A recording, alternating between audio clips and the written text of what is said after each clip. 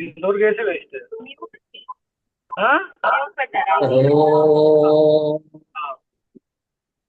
ఇంతవరకు వేస్ట్ అయిపోయింది. తిరిగేస్తున్నాయండి అనుకుంటున్నా కదా. కంపు పేడ కంపు, అదే బయట పేడ కంపు.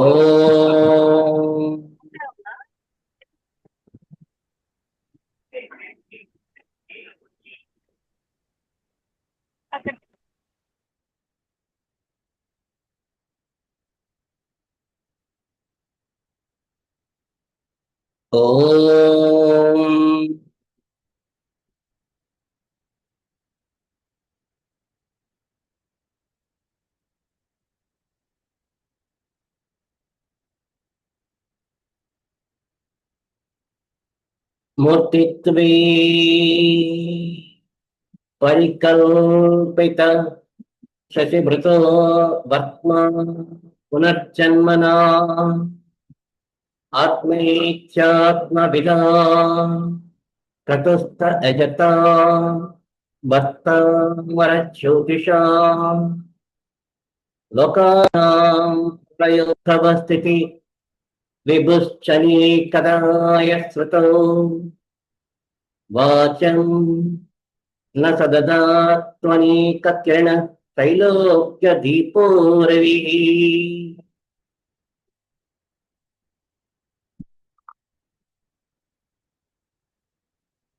ఓం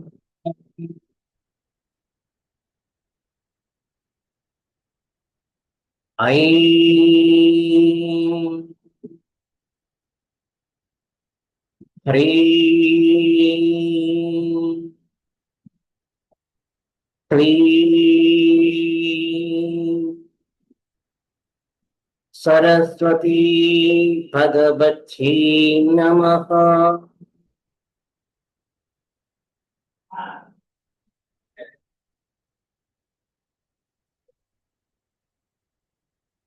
ఇంతవరకు మనం గ్రహములు, రాశులు పరిచయం చేసుకున్నాం. అట్లాగే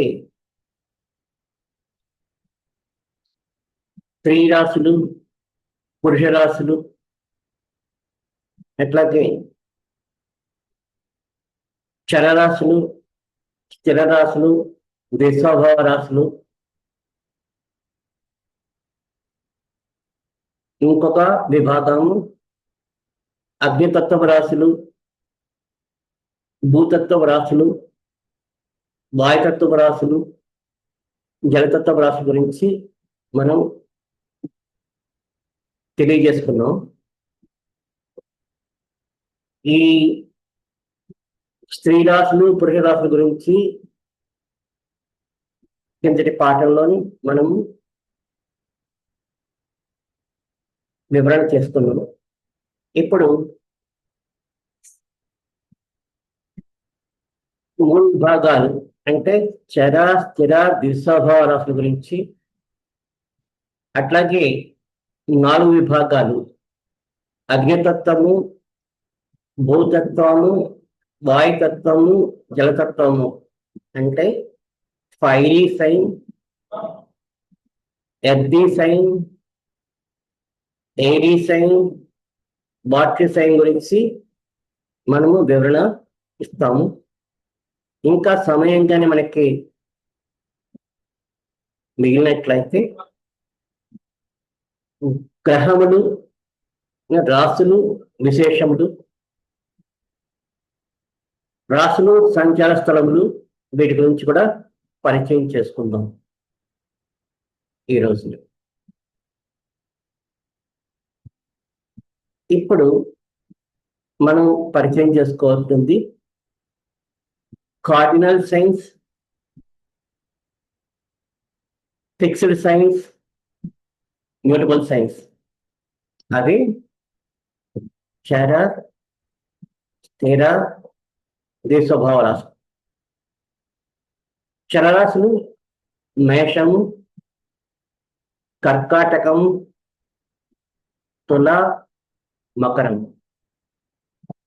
స్థిర రాశులు వృషభము, సింహము, వృశ్చికము, కుంభము. ద్విస్వభావ రాశులు మిథునము, కన్య, ధనస్సు, మీనము. వీటిని మళ్ళీ ఇంగ్లీష్లో cardinal science: Aries, cancer, Libra, Capricorn. Fixed science: taurus, Leo, Scorpio, Aquarius. Mutable science: Gemini, Virgo, Sagittarius, spices. అయితే ఇప్పుడు పరిచయం చేసుకోవాల్సింది చరరాశులు అంటే కార్డినల్ సైన్స్. అంటే ఈ చరరాశుల్లో ఎక్కువ గ్రహాలు ఉండగా జన్మించిన వాడికి, అంటే ఎక్కువ గ్రహాలు అంటే ఒక జాతక చక్రం వేసుకున్న తర్వాత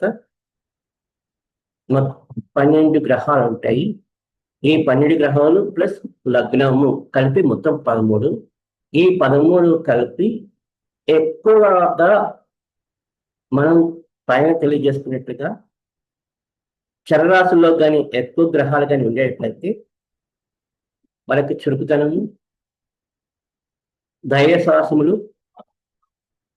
పరిస్థితులు, పరిశ్రమలు, వ్యవహారములు, అభిరుచులు, దినచర్య, వృత్తులు, నివాసము నూతనత్వం కోరుకుంటా, అంటే ఇళ్ళు ఎక్కువగా మారుతారు. అధికారము క్షణకాలంలో నిర్ణయం తీసుకుంటా, అంటే పవర్ ఉండాలి వీళ్ళకి. అలాగే స్పాట్లో డెసిషన్స్ తీసుకుంటారు. అనేక కార్యక్రమాలందు పాల్గొంటారు. అంటే ఒక కార్యక్రమం కాకుండా అనేక కార్యక్రమాలు పాల్గొంటే ఉత్సాహం చూపుట, చంచల స్వభావం. అంటే వీళ్ళకి ఒక చోట స్థిరంగా ఉండడానికి వీళ్ళకి ఎక్కువగా రుచించదు. అంటే ఎక్కడో అక్కడ అలా తిరుగుతూ ఉండాలి. మనము కొంతమంది వృత్తులు చూసుకునేట్లయితే వాళ్ళు రోజు మొత్తం ఇంచుమించుగా 3 నుంచి 300 కిలోమీటర్ల దూరం తిరిగి వచ్చి అమ్మయ్య ఈరోజు పని చేసుకున్నాము అని చెప్పి ఒక రకమైన ఉత్సాహంగా ఉంటాడు. అలాగే ఏదైనా సరే పోట్లాట కానీ ఉండేట్లయితే ఆ పోట్లాట్లోని వీళ్ళ తలక జబ్బసత్తువు కానీ, అంటే చేతి సత్తువు కానీ, అలాగే మాటకాల ధాటి కానీ ఎక్కువగా ఉంటుంది. వీళ్ళకి పరిస్థితులు, పరిసరాలు ఎప్పటికప్పుడు మారుతూ ఉంటాయి. అంటే పరిస్థితులు ఒక చోట కానీ నిలకడగా ఉండడానికి వాళ్ళకి ఇష్టపడతారు. అంటే ఒక 4 రోజులు అయ్యేసరికల్లా ఆ పనిచేసే చోట వాళ్ళకి తృప్తి ఉండదు. ఇంకో చోటకు వెళ్ళి పనిచేద్దాం అనుకుంటుంటారు. అలాగే పరిస్థితులు ఒకే విధంగా రోజు లేచి ఒకే విధంగా కానీ ఉండేట్లయితే వీడికి నచ్చుబాటు కాదు. వ్యవహారంలో అంటే ఎవరికైనా సరే ఏదైనా సరే చేయాలన్నా, సహాయం చేయాలన్నా అదే వ్యవహారం చేయడానికి వాళ్ళకి ఇష్టపడరు. రోజు రోజుకి మారాలి. అట్లాగే రుచులు, ఈ రోజున రుచి ఇంకొక రోజుకి అది వాళ్ళకి మార్పు ఉండాలి. దినచర్య కూడా. వృత్తులు అంటే ఒక సంవత్సరం పాటు ఒక వృత్తిలో ఉంటారు, మరలా ఆ ఆఫీస్ మాని ఇంకో సంవత్సరంలో ఇంకో వృత్తిలోకి వెళ్ళిపోతుంటారు. అలా కాకుండా పొరపాటున ఒకే చోట ఒక స్థిరమైన ఫ్యాక్టరీస్ ఎక్కడ ఉంటారు, జాయిన్ అవుతారు కదా. వాళ్ళు ఏం చేస్తారంటే ఈ కుర్చీ నుంచి, అంటే ఆ చేస్తున్న పని దగ్గర నుంచి ఇంకో పనిలోకి, ఇంకో ఇంకొక టేబుల్ దగ్గరికి మారిపోతుంటాడు. అంటే వాళ్ళకి మారకపోతే అసలు వాడికి తోచుబాటు కాదు. అలాగే పవర్ ఉండాలి. పవర్ ఏంటంటే వాళ్ళకి ఏమాత్రం కానీ పవర్ లేకపోతే వాళ్ళు పరిస్థితులకి అంటే నేను చెప్తే 10 మంది వినాలి అని ఒక రకమైన లోపల కాంక్ష ఉంటుంది. ఆ కాంక్ష లేకపోయినట్లయితే అంటే ఆయన మాట కానీ 10 మంది కానీ లేకపోతే 15 మంది కానీ వింటే వాళ్ళు కానీ ఒబీడియంట్ గా పనిచేస్తున్నారా చేయకపోతున్నారా అది వేరే విషయం. నా మాట వింటున్నారని చెప్పి ఒక రకమైన లోపల ఉత్సాహం ఉంటుంది. అట్లాగే ఓ చోట పనిచేస్తూ ఉంటాడు, అన్నీ బాగుంటాయి, కానీ పై అధికారు లేకపోతే చుట్టుపక్కల ఉన్న వాళ్ళు ఎవరో ఒక మాట అంటే వెంటనే రిజైన్ చేసి వెళ్ళిపోతాడు. అట్లాగే సపోజ్ ఎవరైనా ఒక పని అప్పు చెప్పినట్లయితే ఆ పని చేస్తానని చెప్తారు. ఈ లోపల ఇంకొకడు వచ్చి ఈ పని కూడా చేసి పెట్టానంటే ఈ పని సగం చేసి ఇక్కడ వదిలేసి ఇంకో పనిలోకి వెళ్ళిపోతారు. ఆ పని చేస్తున్నప్పుడు కూడా ఇంకొక ఎవరైనా సరే అర్జెంటుగా హాస్పిటల్కి వెళ్ళాలండి మాతో కూడాలని అంటే ఈ పని కూడా మానేస్తారు. ఇట్లాగా అన్ని పనులు ఒప్పుకుంటారు, కానీ ఏ పని సకాలంలో పని చేయడానికి వీళ్ళకి ఒక రకమైన ప్రణాళిక మటుకు ఉండదు. అందరికీ చంచల స్వభావం అంటే ఈ నిర్ణయం ఈ విధంగా ఉంటుంది కాబట్టి అదే నిర్ణయం పరిపూర్ణంగా చాలా కాలం వరకు ఉంటుందని చెప్పి మనము వీళ్ళ దగ్గర నుంచి మనం ఆశించడం మన కనుక తప్పు. అయితే వీళ్ళు పనికి వస్తారు, ఎక్కడ పనికి వస్తారో తర్వాత చెప్తాను.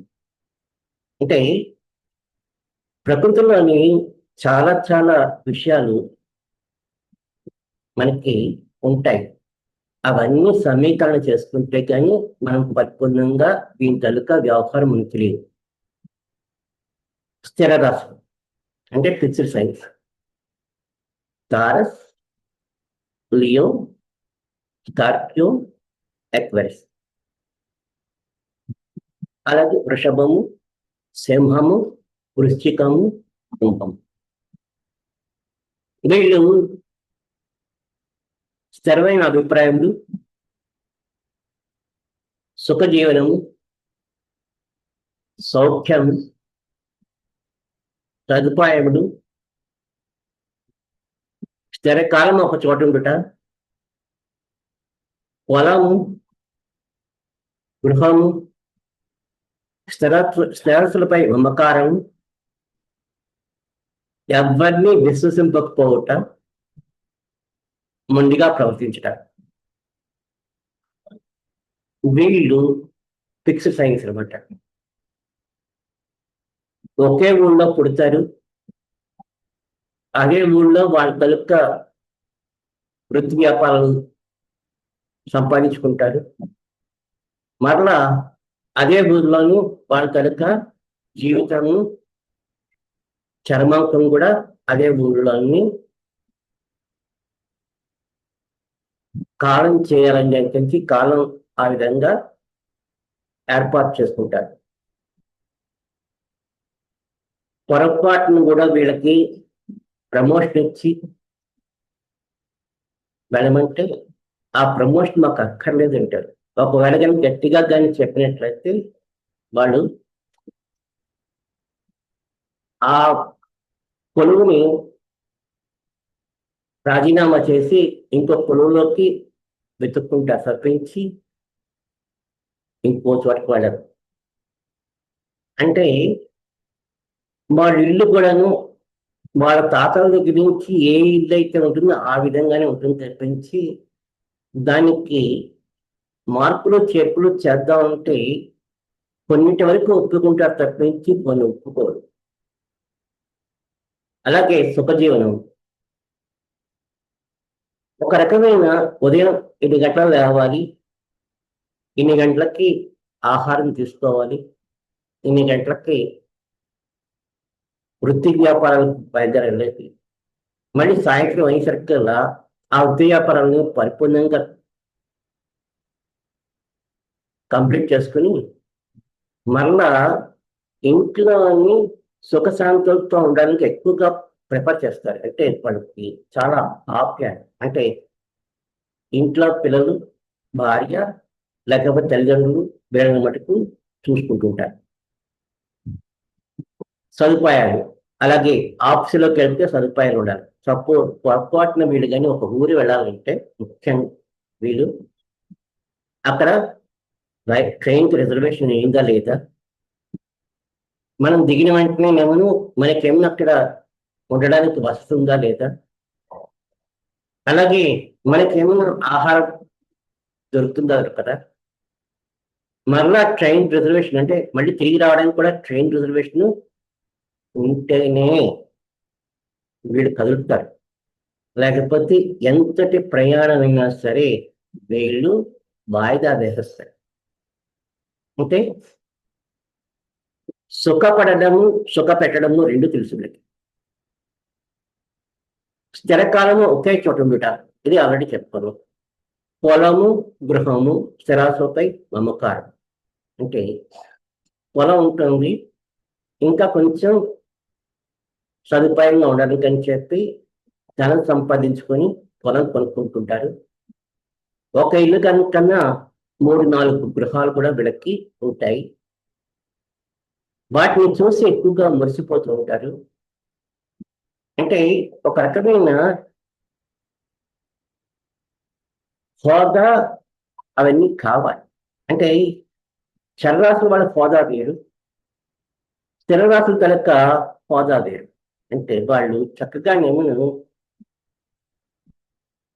నాకు ఇంత ఆస్తిపాస్తులు ఉన్నాయి, మాకు ఇంత బ్యాలెన్స్ ఉంది, మాకు ఇంతమంది పిల్లలు ఉన్నారు, వాళ్ళకొక్కడికి బంగారం ఇంత కొన్నాము, అలాగే ఇళ్ళు ఉన్నాయి, అట్లాగే వాళ్ళకి ఒక్కొక్కరి పేరు మీద పొలములు, తర్వాత బంగారము ఇవన్నీ ఉన్నాయి లేదా చూసుకుంటుంటారు. అలాగే మమకారం, అంటే పిల్లల మీద విపరీతమైన మమకారం ఉంటుంది. ఎవరిని విశ్వసింపకపోవట, వీళ్ళకి ఏంటంటే కొత్త వ్యక్తుల్ని అంత వేగంగా నమ్మరు. వీళ్ళకి బాగా నమ్మకం ఒక వ్యక్తి మీద కానీ ఏర్పడినట్లయితే వాళ్ళని మటుకు విడిచిపెట్టరు. మనం ఎన్ని విధాలుగా అతను తప్పు చేస్తున్నాడు, అతన్ని మీరు నమ్మొద్దంటే వాళ్ళు వాళ్ళ కళ్ళతో కానీ వాళ్ళ దీంతో కానీ చూస్తే కానీ వాళ్ళకి నమ్మరు. పొరపాటున నీకు రేపు లాటరీ వస్తుందంటే మొట్టమొదటి నమ్మని వాళ్ళు వీళ్ళొక్కడే. లాటరీ వచ్చి పేపర్లో ఆ నెంబర్ ఉన్నా సరే ఆ లాటరీ డబ్బులు వీళ్ళ చేతికి వస్తే మనం కట్టాం కాబట్టి వచ్చింది, కానీ వాళ్ళు లేకపోతే మనకి ఎందుకు వస్తుందని చెప్పి ఒక రకమైన, అంటే అదే చర్రాసులు వాళ్ళకి ఏంటంటే చాలా ముందుగా అసలు లాటరీ వచ్చిందని సరికలనే వాళ్ళందరికీ మిఠాయిలు పంచి పడేస్తారు. వీళ్ళు అసలు మిఠాయిలు కాదు, అసలు వీళ్ళకి వచ్చిన తర్వాత డబ్బులు వచ్చిన తర్వాత చాలా మంది ఆ తక్కువ మందికి వీళ్ళు మిఠాయిలు పంచిపెడతాడు. అంటే పండగ చేసుకోవడం అనేది వీడికి చాలా తక్కువ. ఇంకా ద్విస్వభావ రాశులు, ఈ ద్విస్వభావ రాశులు ఏంటంటే మిథునము, కన్య, ధనస్సు, మీనం. అంటే జెమిని, వర్గో, సాజిటేరియస్, స్పైసెస్. వీళ్ళు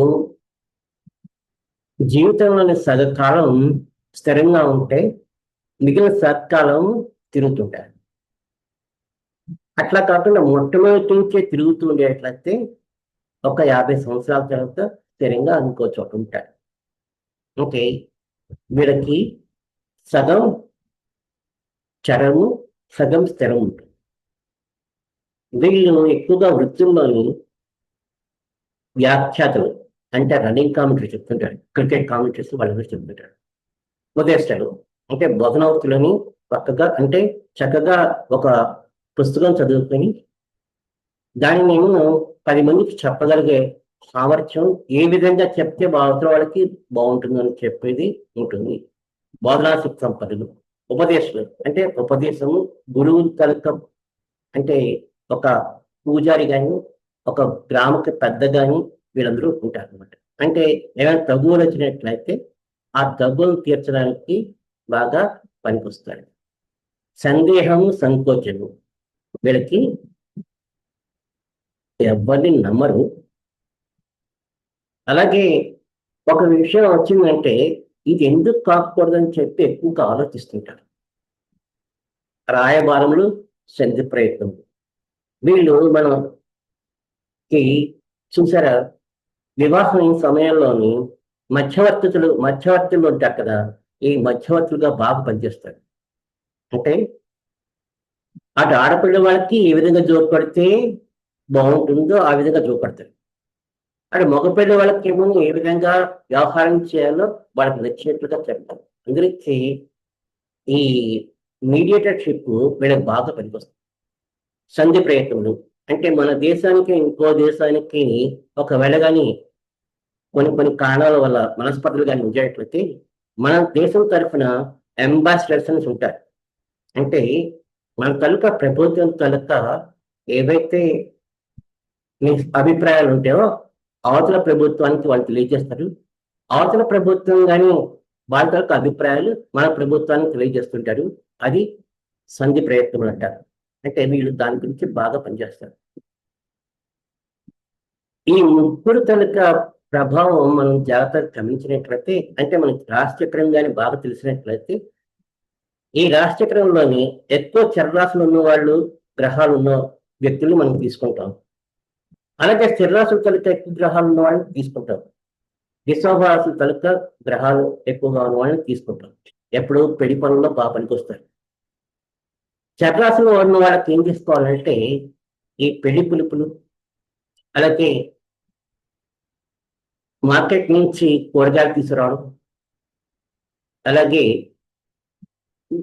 ఇతర ప్రదేశాలకు వెళ్ళి వాళ్ళకి పెళ్లి కార్డు పంచిపెట్టడం, ఇవన్నీ వాళ్ళకి అప్పచెప్పాలి. అంటే ఒక చోట నిలకడగా ఉంటారు కదా, అందరికీ వాళ్ళకి ఆ పనులు అప్పచెప్పాలి.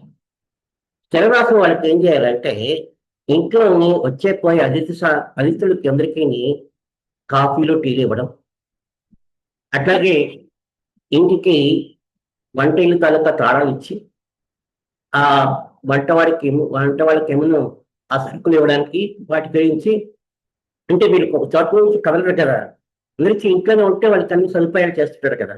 ఆ విధంగా స్థిరరాశుల వాళ్ళకి ఏమో అతిథి మర్యాదలకి వాళ్ళందరికీ ఇచ్చారు. విశ్వభారాశుల వాళ్ళకి ఏంటంటే ఇటు మగపిల్ల వారిని అటు ఆడపిల్ల వారికి సమన్వయకర్తగా ఉంటూ, ఒకవేళ కానీ అలకపానుపులు కానీ ఎక్కినట్లయితే వాళ్ళని ఏ విధంగా బుజ్జగించాలి, ఒకవేళ కానీ లోటుపాట్లు కానీ ఇటు ఆడపిల్ల వారి తరఫు నుంచి ఒకవేళ కానీ జరిగినట్లయితే మగపిల్ల వారికి ఎలా సర్దుబాటు చేయాలి అనే ఒక కార్యక్రమం ఉంటుంది. ఆ కార్యక్రమానికి ఈ విశ్వభారాశుల వాళ్ళు పనిచేస్తారు. ఇది కాకుండా పొరపాటుని కానీ మనం స్థిరరాశులు వాళ్ళకి ఏమన్నా పెళ్లి కార్డు పంచిపెట్టమని చెప్పి పంపించాం అనుకోండి, ఏదో ఒక దుకాణంలో కూర్చొని వాడి ముచ్చట్లు ఎప్పుడు కూర్చోడాడు నుంచి మనకి కావాల్సిన సరుకులు మన ఇంటికి రావు. అలాగే చర్రాసుల వాళ్ళని చర్రాసుల వాళ్ళకి ఇల్లు అప్పు చెప్పాం అనుకోండి, వీడు తాళం వేసుకుని వెళ్ళిపోతాడు, వంటవాడు ఏమో ఇది వంట చేయకుండా కూర్చుంటాడు. ఎందుకంటే వీడు ఎక్కడికి ఉండడు.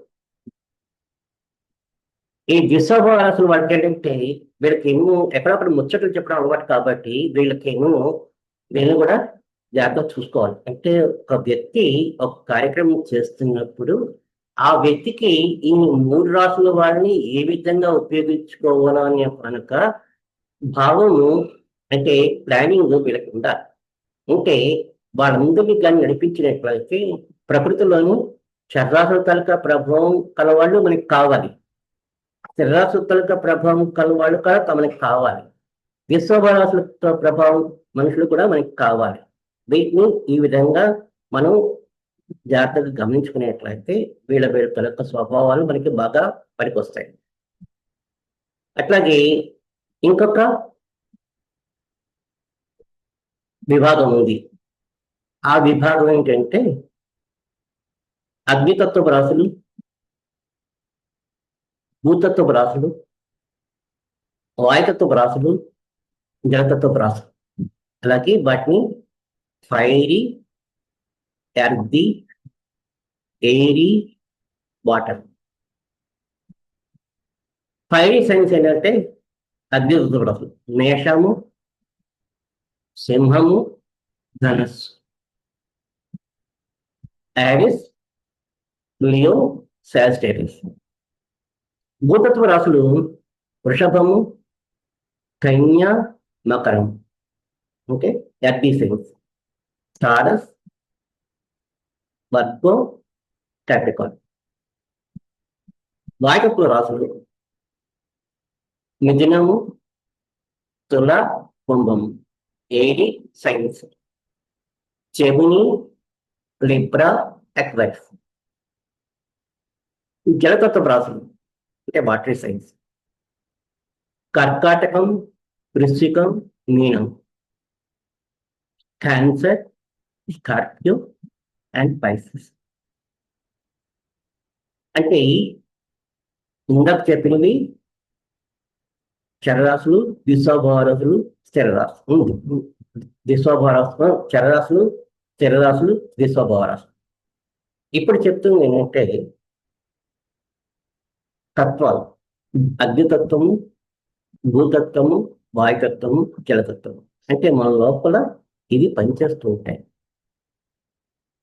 ఈ ఫైవ్ సంగని ఎక్కువగా ఉన్న గ్రహాలు కానీ వాళ్ళు ఉన్నవాళ్ళు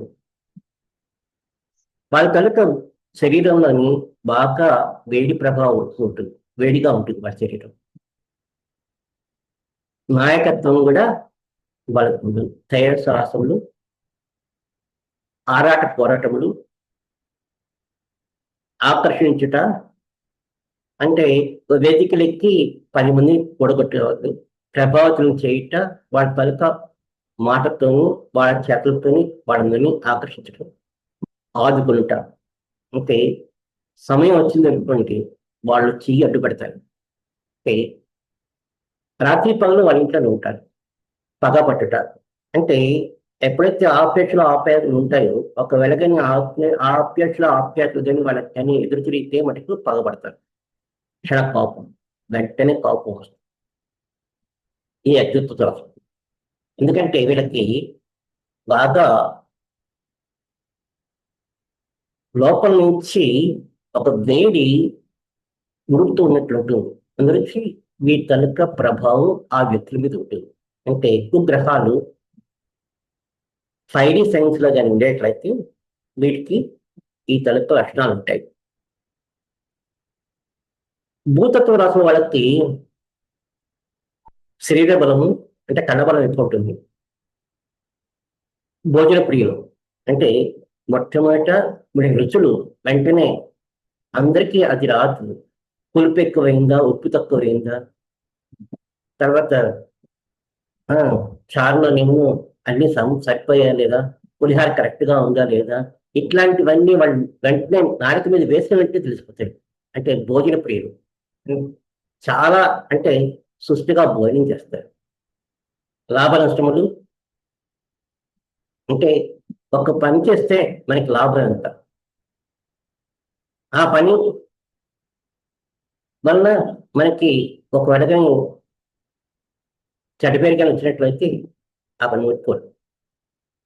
స్వప్రయోజనం అంటే ఈ పని మనం చేయడం వల్ల మనకి ఏదైనా కొత్తగా తెలుసుకుంటుందా, తెలుసుకోదా.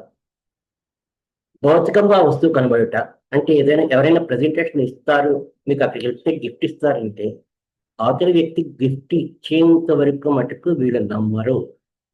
అంటే ఆ వ్యక్తి ఈ వీళ్ళ చేతిలోని గిఫ్ట్ పెట్టినట్లయితేనే నమ్ముతారు. అలాగే స్వశక్తిపై నమ్మకం అంటే వీళ్ళ కష్టపడి పని చేస్తారు తప్పించి ఇంకొక వ్యక్తిని అప్పచెప్పరు. పని ప్రారంభించిన పనిని పూర్తి చేయని లక్షణం. ఒకవేళ కానీ వీళ్ళు ఒక పని చేస్తున్నారు అనుకోండి, మధ్యలో వచ్చి అర్జెంటుగా మటుకు మీరు ఈ పని ఆపి ఇంకో పని చెయ్యండి, ఇది అర్జెంట్ అంటే వాళ్ళు ఆ పని వదిలిపెట్టరు.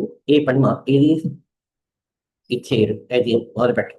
ఎందుకంటే ఒక పని కంప్లీట్ అయిన తర్వాతనే ఇంకో పని వాళ్ళు ముట్టుకుంటారు.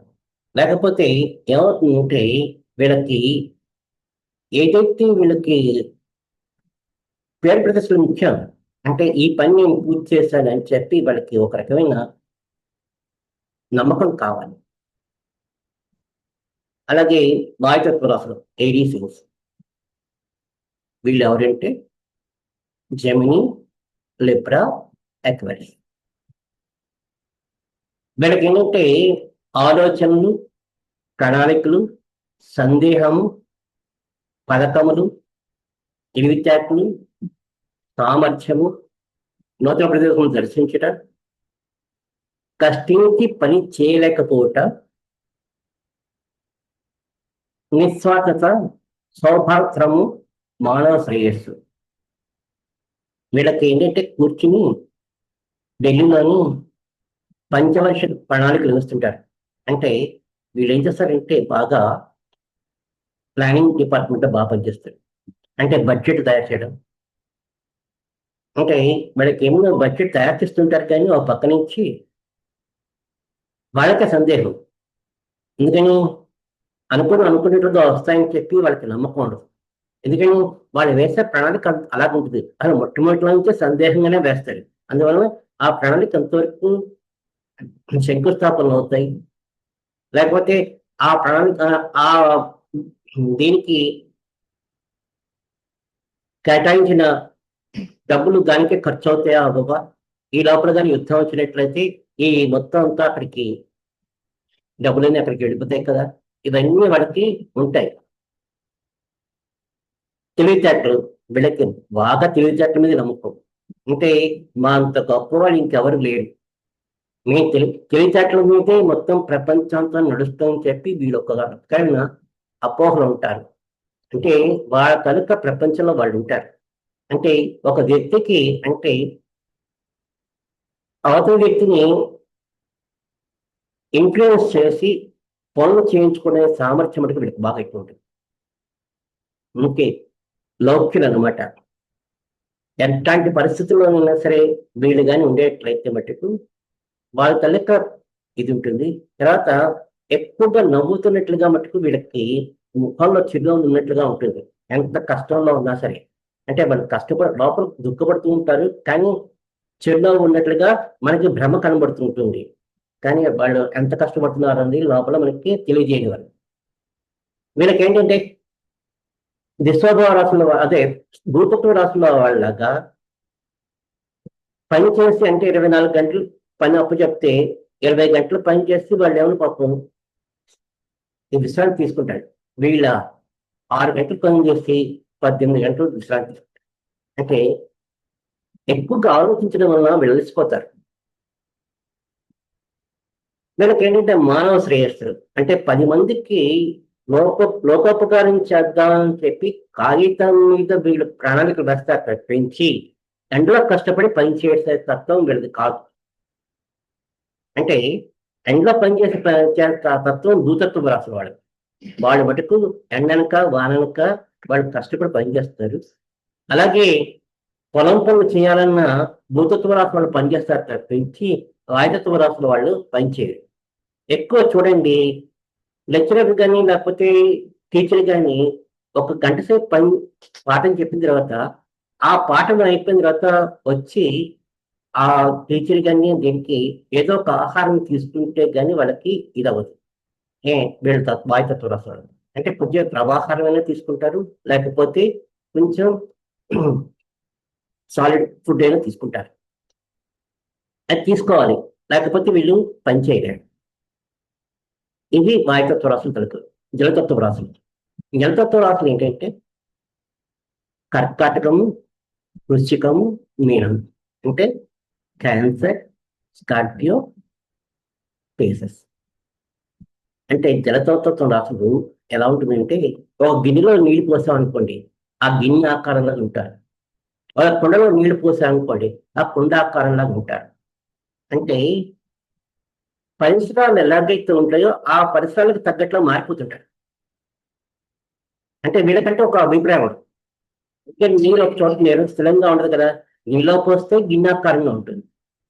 అట్లాగే వీళ్ళకి ఏంటంటే ఆవేశము, ఊహాలోకము, ఒళ్ళు మర్చిపోవటం, తన్మయత్వము, ఉన్నదానికంటే ఎక్కువ ఊహించటం, భార్య పిల్లల మీద ఆపేక్ష, పరిసర ప్రభావం ఇతరులకు లోబడి ప్రవర్తించటం, చంచల స్వభావం, భావనా శక్తి, కల్పనా శక్తి. వీళ్ళు ఎక్కువగా రచన చేయడానికి బాగా పనికొస్తారు. మిగిలింది ఉంది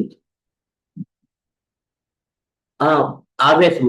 అంటే వీళ్ళకి కోపం వచ్చింది అనుకోండి, ఇంకా ఊగిపోతారు మనుషులు, కాళ్ళు చేతులు షివరింగ్ వచ్చేస్తుంటాయి. ఊహాలోకము అంటే ఇవాళ లాటరీ టికెట్ కొనుక్కుంటారు, రేపు మనకు ₹1,00,000 వచ్చినట్లుగా ఊహించుకుని దానికి ఖర్చు ఎలాగో మొట్టమొదటి బడ్జెట్ వేసుకుంటారు. ఒళ్ళు మర్చిపోవట అంటే వీళ్ళకి ఎక్కువగా సంగీతం కానీ, లేకపోతే ఒక రకమైన డప్పులు ఉంటాయి కొన్ని సమయాల్లోని. ఆ డప్పులు కానీ వాయించినప్పుడు వీళ్ళకి తెలియకుండానే కాళ్ళు చేతులు లయ వేసుకుంటూ ఉంటాయి, వాళ్ళకి తెలియదు. అట్లాగే లోపల నుంచి రక్తం ఒక రకమైన ఉధృతం జరుగుతుంటుంది, తన్మయత్వం. అంటే మంచి పాటలు కానీ ఉండేటట్లయితే శుభ్రంగా వాళ్ళు అందులో లీనమవుతారు. ఉన్నదానికంటే ఎక్కువ ఊహించట అంటే వాళ్ళ దగ్గర ₹100 ఉన్నాయనుకోండి, ₹1000 ఉన్నట్లుగా ఊహించుకొని దానికి ఖర్చు కూడా పెట్టించుకుని దానికి ఏం చేస్తారు, మళ్ళీ బంగారేమో ఇచ్చేసేస్తారు. భార్యాపిల్లలను ఆపేక్ష అంటే వీళ్ళు ఎక్కువ కాలం దూరంగా ఉండలేరు. అంటే ఒకవేళ కానీ పొరపాటుగానే ఒక నెల రోజుల పాటు ఒక ఊరికి వెళ్ళారనుకోండి, వారం రోజుల తర్వాత ఒకసారి వచ్చి భార్య పిల్లలు చూసుకుని వెళ్తారు తప్పించి వీళ్ళకేమో వదిలిపెట్టి ఉండాలి. ఇంకా మిగిలినవన్నీ మన తర్వాత పరిసర ప్రభావం అంటే వీళ్ళకి చుట్టూ వాతావరణం కానీ ఎక్కడైనా సరే పూజలు చేసుకుంటున్నారు అనుకోండి, ఆ పూజల్లో కానీ ఆ ప్రదేశంలో కానీ ఉండేట్లయితే వాళ్ళు తన్మయత్వంగా అంటారు. అది కాకుండా మిగిలినవన్నీ అంటే పేకాట కానీ లేకపోతే త్రాగుబోతుల దగ్గర ఒకవేళ పొరపాటు కానీ వీళ్ళు అక్కడ ఉండేట్లయితే, ఆ సాంగత్యం కానీ ఉండేట్లయితే అవి ఇంకా ఇంట్లో పిల్లలు కానీ పెళ్ళాం కానీ వీళ్ళందరూ మర్చిపోతారు. అంటే ఇల్లు కూడా మర్చిపోతుంటారు. ఇతరులకు లోబడి ప్రవర్తించడం అంటే వీళ్ళు కష్టపడి అవతల వాళ్ళకి ఆజ్ఞాపించలేరు. ఏదైనా పని చెప్తే వీళ్ళు లోబడి పని చేస్తుంటారు. అంటే వాళ్ళకి లోబడి పని చేస్తారు తప్పించి వీళ్ళు డిక్టేటర్స్ కాదు. చంచల స్వభావం అంటే ఇవాళ మనం కనబడ్డాం అనుకోండి రోడ్డు మీద బాగా కౌలించుకుంటారు.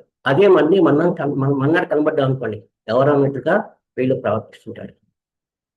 భావనాశక్తి అంటే ఏదైనా సరే గ్రంథం రాయాలనుకోండి, వీళ్ళు మనకి బాగా పనికొస్తారు. నవల్స్ ఎక్కువ రాస్తుంటారు. అలాగే కల్పనా శక్తి కూడా.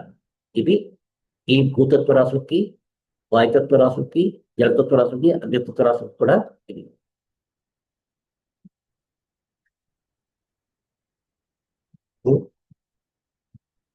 ఈరోజు ఇవి చెప్పుకున్నాం. మళ్ళీ బుధవారం నాడు మిగిలిన పాఠాలు చెప్పుకో. స్వస్తి.